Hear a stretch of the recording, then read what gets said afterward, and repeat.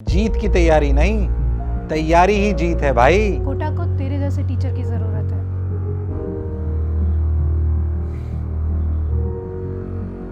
जीतू भैया क्यों? जीतू सर क्यों नहीं? जीतू भाई आपके कैरेक्टर के बारे में काफी लोग बोल रहे हैं एनवी सर से काफी इंस्पायर्ड है। तो मैंने एकदम ऐसे इमेजिन नहीं किया था। हालांकि मेरे दिमाग में मतलब इमेजिनेशन थी, बहुत सारे टीचर से मैं खुद पढ़ा हूँ कोटा में। तो एनवी सर के फिर हमने देखे कि हाँ, जैसे उनका साइकिल वाला पूरा वो क्लिप, बहुत सारी चीजें, हाँ या ना बोल वाला, सुंदर कन्या तो स्क्रिप्ट में उनको देख के ही लिखा था। जीत की तैयारी नहीं, तैयारी ही जीत है भाई। ये लाइन मुझे बहुत पसंद आई क्योंकि कोटा को एक फैक्ट्री बना दिया है। हाँ सर, ये यहाँ पे मैं रोकना चाहूँगा। कोटा को एक फैक्ट्री बना दिया, मतलब कि कई बार इसको नेगेटिव सेंस में भी प्रमोट किया जाता है। आपका इस पर क्या विचार है? वेट करना चाहिए। कोटा को तेरे जैसे टीचर की जरूरत है। कोटा को आपके जैसे टीचर की जरूरत है। मेरे जैसे पूरे शिक्षा क्षेत्र को बहुत सारे टीचर्स की जरूरत है। जीतू भैया क्यों? जीतू सर क्यों नहीं? जीतू भैया क्यों, जीतू सर क्यों नहीं? यहाँ पे मैं थोड़ा लाइन चेंज करके पूछना चाहूँगा। आपको शायद पहले बच्चे मोंटी भैया बोलते थे, तो मोंटी भैया क्यों, एनवी सर क्यों नहीं? तो हेलो एवरीबॉडी, कैसे हो मेरे प्यारे भाइयों? तो कोटा फैक्ट्री सीजन 3 का जो ट्रेलर है वो आ चुका है।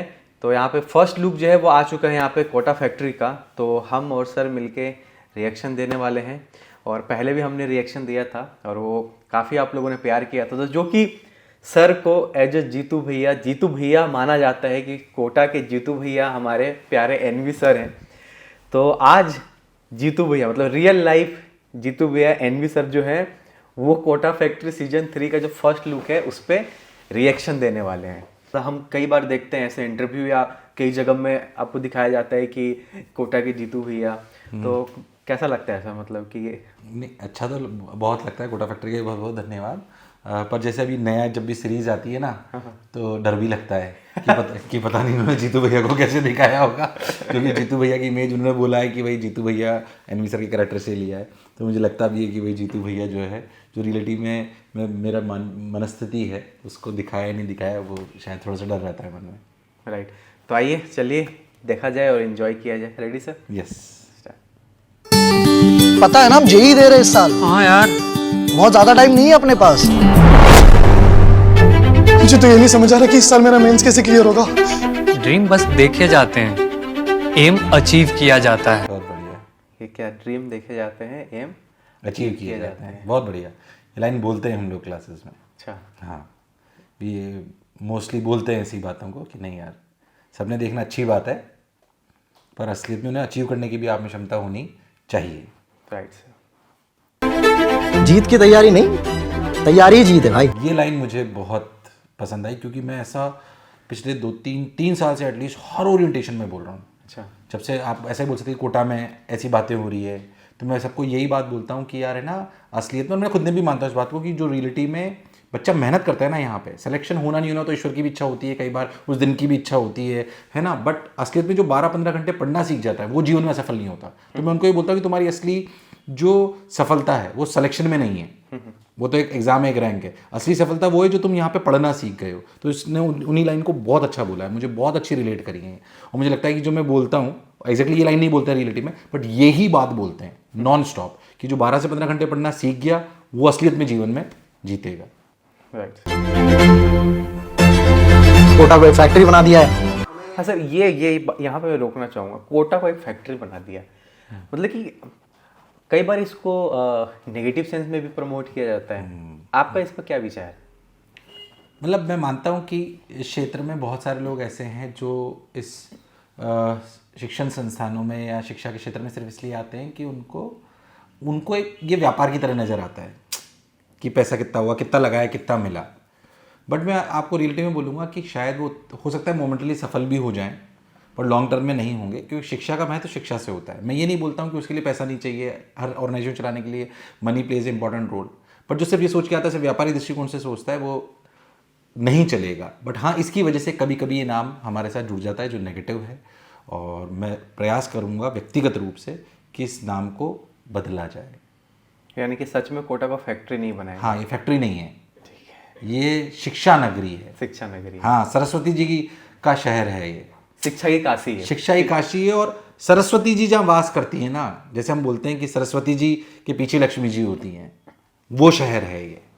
तो उस वो रियलिटी में यहाँ पे दिखना चाहिए। हो सकता है किसी को बातें बनावटी भी लगे, but we really mean it. क्योंकि मैं ये बात पहले ही बोल चुका हूँ, बट फिर भी बोलना चाहता हूँ। नहीं सर, हमारे देश के पीएम जो हैं उन्होंने भी कहा है कि शिक्षा की काशी है कोटा। हाँ नहीं, पर कई बार हम बोलते हैं तो हम, जैसे मैं मान लीजिए कोचिंग संस्थान चलाता हूँ, तो कई बार कई लोग उसे नेगेटिव भी लेते हैं कि तो सिर्फ अपना धंधा चमकाने के लिए बात बोल रहे हैं, या उनको ऐसा लगता है ना, धंधा शब्द यूज़ कर लेते हैं, मेरे को बहुत बुरा लगता है वो कभी कभी। बट आप समझिए, हमारे जैसे व्यक्ति है, मतलब बहुत मध्यम वर्गीय परिवार से आए और हमें ये अचीवमेंट मिला, ये शिक्षा की वजह से तो मिला और शहर की वजह से मिला है। हम क्यों इसके लिए काम नहीं करेंगे? हो सकता है बहुत सारे लोगों जिनके लिए सिर्फ पैसा कमाना ही, उसे अपने बैंक में बढ़ाते रहना ही महत्व रखता है। हमारे लिए महत्व रखता है कि हर बच्चा मेरे जैसा सेलेक्ट हो। मैं भी तो मध्यम वर्गीय परिवार से आया, निम्न परिवार से आया, और यहाँ तक पहुँच पाया बच्चों के प्रेम की वजह से। ज्ञान का महत्व मैं उनको समझा पाऊँ। कोई मेरी भी टॉप रैंक नहीं थी, सच्चाई यही, बट मैं उनको ज्ञान का महत्व समझा पाऊँ, ये व्यक्तिगत रूप से मेरा हमेशा लक्ष्य रहता है, एंड रियली मीन इट। मतलब फिर मैं कह रहा हूँ कि हो सकता है कईयों को लगे कि ये सिर्फ बनावटी बातें हैं, बट मेरे लिए नहीं है। मेरे लिए बिल्कुल बनावटी नहीं है। शिक्षा मेरे लिए बनावटी नहीं है और शहर मेरे लिए बनावटी नहीं है। शहर मेरे लिए बहुत महत्वपूर्ण रखता है, शिक्षा उससे भी बहुत ऊपर महत्वपूर्ण रखती है। ये दोनों मेरे जीवन का ऐसा समझे अमूल्य अंग है। जो भी मैं इसके लिए कर पाऊंगा, मेरा जीवन इसी को समर्पित है। सच्चाई है। हमें सिलेक्शंस के साथ साथ प्रिपरेशन को भी सेलिब्रेट करना चाहिए। कोटा को तेरे जैसे टीचर की जरूरत है। सिलेक्शन के साथ साथ प्रिपरेशन को भी सेलिब्रेट करना चाहिए। बिल्कुल वही वाली बात जो अपन कह रहे हैं। मतलब वो बेसिकली आपको समझ में आना चाहिए कि जो मैं 12-15 घंटे रोज पढ़ रहा हूँ, ज्ञान जो मुझे मिल रहा है। जैसे हम नहीं बोलते कि मैंने एक बार बोला भी था, मैंने भी किसी से सुना था, मैंने टेडेक्स में बात बोली भी थी कि अगर पेरेंट्स रोज अपने बच्चों से ये पूछे कि तुम्हारे कितने नंबर आए, क्या हुआ, इसकी बजाय वो अपनी प्रश्नावली बदल दें कि आज तुमने क्या सीखा, क्या नए सीखने में आनंद आया। अगर ये वही वाली बात है कि हम प्रिपरेशन को एंजॉय करने लगे, और वाह यार सर ने क्या एक्सपेरिमेंट बताया, मजा आ गया, हम सिर्फ उसको इस बात से जुड़े कि इससे मैं कितने सवाल करूंगा, नंबर क्या लाऊंगा, वो भी मैं जरूरी है, मैं इसके नहीं बोल रहा हूँ। बट अगर हम उस लर्निंग को एंजॉय करने लग जाएंगे ना, बिलीव मी, रियल सफलता तब मिलेगी। सही, जैसा कि अपन जो अपना काम कर रहे हैं उससे प्यार अगर करने लगे तो और मजा आएगा काम बहुत मजा आएगा ना। जैसे मैं आपको मेरे से भी कई बार बोलते हैं और आपसे भी बोलते हैं, मैं आपकी भी बोल सकता हूँ, मेरी भी बोल सकता हूँ। आपको बोलूँगी यार ले आ जाए, शूट करते हैं, मैं 12 बजे फ्री होऊंगा, आपको टेंशन नहीं होती, अरे यार 12 बजे बुला लिया। Why? Because you love your job, right. हमने कई बार रात को भी शूटिंग करी है, अपन बिजी होते हैं तो ठीक है। मेरे को भी कोई बोल दे कि यार आपको यहाँ जाना है, ये जाना है, मुझे एक मेरे पास समय कम है तो मैं पूरी रात ट्रैवल कर रहा हूँ, पर मेरा सेमिनार है तो मैं चला गया, क्योंकि मैं काम से प्यार करता हूँ। मैं बच्चों को भी ये बोलता हूँ कि तुम्हारे जो पढ़ने का प्रोसीजर है ना, इससे अगर तुम्हें प्यार हो गया तो सिलेक्शन में कम रैंक ज्यादा अलग होगा। अल्टीमेटली सिलेक्शन भी इसलिए ले रहे हैं ना कि जीवन में सफल हो, वो 100% हो गए। जी सर। तो जो प्रिपरेशन में जो बोलते हैं ना कि जीत की तैयारी नहीं, तैयारी जीत है, वो वाली बात बहुत वाकई बहुत अच्छी है। प्रिपरेशन को भी सेलिब्रेट करना चाहिए। कोटा को तेरे जैसे टीचर की जरूरत है। कोटा को आपके जैसे टीचर की जरूरत है। मेरे जैसे पूरे शिक्षा क्षेत्र को बहुत सारे टीचर्स की जरूरत है, एक की नहीं। अकेला नितिन जी क्या कर सकता है? कुछ भी नहीं कर सकता। तो अब मेरा लक्ष्य ये भी है कि जो विचारधारा से मेरा ये महत्व, मतलब मेरा ये लक्ष्य रहता है कि मेरी विचारधारा से, क्योंकि बहुत सारे नए जैसे सर आप लेक्चर देखते हैं, तो मैं सोचता हूँ उनको क्या बोलूँ जिससे वो उसी ट्रैक पे चले, उन्हें शिक्षा से प्रेम हो। सिर्फ वो इसलिए नहीं कूद जाएंगे पैसा आ रहा है, पैसा फेम तो आएगा ही, पर उस कर्तव्य को भी समझें कि ये जो आ रहा है दोनों चीजें उनको समझा पाए। तो मेरे अकेले से कुछ नहीं होगा, ऐसे बहुत सारे चाहिए।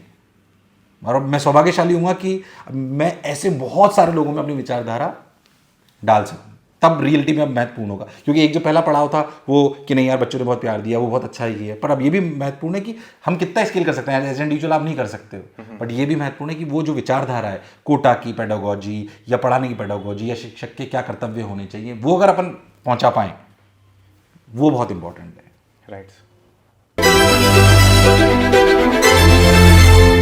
जीतू भैया क्यों? जीतू सर क्यों नहीं? जीतू भैया क्यों, जीतू सर क्यों नहीं?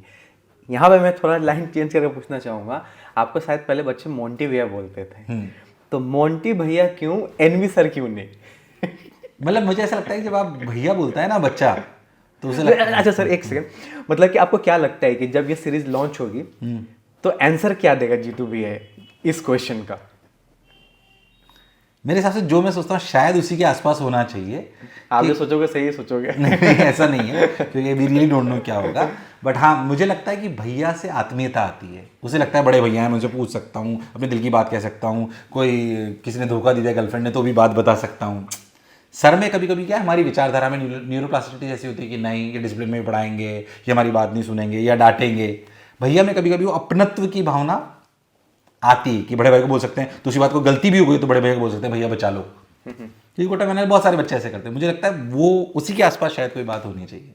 मुझे ये भी लगता है कि सर जब आपने पढ़ाना स्टार्ट किया था तो उस समय आप आईआईटी से पास आउट होकर आए थे, आप भी यंग थे, तो बच्चे और ज़्यादा रेलेवेंट वो किसी भी उम्र में करते हैं, रिलेट कर पाते हाँ, हैं, रिलेट कर मतलब पाते कि हैं बड़े भैया जैसे हैं। और वो अभी भी करते हैं। अभी भी बताऊं, जैसे मान लीजिए बच्चे मेरे से मिलते हैं तो जब वो देखते हैं मोंटी भैया बोलते हैं कई बार, अभी भी अभी एक दिन मैं ऑटो में जा रहा था तो बच्चे वो पहले कहीं ये सीरीज आने के बाद भी और कमेंट में ना पढ़ते मोंटी भैया लिख के। नहीं, मोंटी भैया, जीतू भैया, कई बच्चों के नाम में आप देखोगे नंबर भी मोंटी भैया से सेव होगा। अच्छा, हाँ, मोंटी भैया जीतू भैया के नाम से, क्योंकि मैं क्लास में जाता हूँ तो भी ये बोलता हूँ। मुझे पसंद है, बट एक तो अब तो जवान भी महसूस करते हैं, है ना, 40 साल की हो गए हालांकि, बट ठीक है। पर हाँ, उससे पता है बहुत यंग महसूस करते हो और आपको बहुत अच्छा लगता है। Right sir. बस सीरीज में इतना ही है। खत्म। हाँ, इतना ही है, मतलब कि अभी जो फर्स्ट लुक आया है सीरीज का बस इतना ही है, मतलब कि अब आगे देखिए क्या क्या आता है। होपफुली अच्छे से बताया जाएगा जीतू भैया को। नहीं तो मैं आपसे वीडियो उठवा दूंगा। राइट, तो ये रहा Kota factory season 3 first look का spoof with real life Jeetu Bhaiya, our प्यारे एनबी सर का रिएक्शन ऑन दिस। ठीक है, थैंक्स फॉर वाचिंग, होप कि आपने एंजॉय किया होगा। आप बाकी सबसे इस वीडियो को शेयर करें, क्योंकि सर मोटिवेटिंग बात भी करें काफ़ी जो आपके दिल को हिट करेगा। ठीक है, थैंक्स फॉर वाचिंग।